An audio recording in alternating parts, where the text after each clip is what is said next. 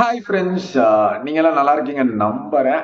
நம்ம சின்ன வயசுலேருந்து ஸ்கூல் படிச்சுட்டு இருக்கையிலிருந்து நம்ம ஒரு ஆர்கனைசேஷன்ல பிரைவேட்டா இருக்கட்டும், பப்ளிக் செக்டரா இருக்கட்டும், கவர்மெண்ட் செக்டரா இருக்கட்டும், இங்கெல்லாம் வேலைக்கு போகக்கூடிய ஃப்ரெண்ட்ஸ் எல்லாம் இருப்பாங்க பார்த்தீங்களா நம்ம கூட.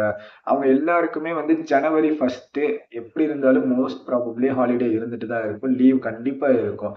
இப்ப ரீசென்ட்டா வந்து பார்த்தீங்கன்னா, 2 வாரத்துக்கு முன்னாடி பார்த்தீங்கன்னா, ஆர்கனைசேஷன் பாலிசிலாம் சேஞ்ச் பண்றேன் அப்படின்னு சொல்லிட்டு ஜனவரி 1 வந்து பப்ளிக் ஹாலிடேவே ரிமூவ் பண்றேன் அப்படின்னு சொல்லிட்டாங்க. பிளஸ் வந்து ஃப்ளோட்டிங் ஹாலிடேவாவும் இல்லாட்டி ஆப்ஷனல் ஹாலிடேவாவும் வந்து உங்களுக்கு நாங்க அவைல் பண்ணியிருக்கோம். உங்களுக்கு தேவைப்பட்டா நீங்க லீவ் எடுத்துக்கலாம். தேவைப்படாட்டி நீங்க வந்து ஜனவரி 1 ஒர்க் பண்ணுங்கிற மாதிரி சொல்லிட்டாங்க. ஜனவரி 1 யாராவது உட்காந்து ஒர்க் பண்ணுவாங்களான்னு கேட்டா ஒரு பெரிய கேள்விக்குறியா இருந்துட்டு இருக்கு. அதுல ஃப்ளோட்டிங் ஹாலிடே, ஆப்ஷனல் ஹாலிடே எடுத்தா ஓகே, இல்லைன்னா நம்ம ஒர்க் பண்ணி தான் ஆகணும். இது என்ன இவ்வளவு வருஷமா கண்டினியூஸா வந்து இத்தனை வருஷமா வந்து ஜனவரி 1 வந்து எல்லாருக்குமே லீவா தான் இருந்தது. அதர் கண்ட்ரீஸ்ல இருக்கக்கூடிய நபர்களுக்குமே லீவா தான் இருந்துட்டு இருக்கு.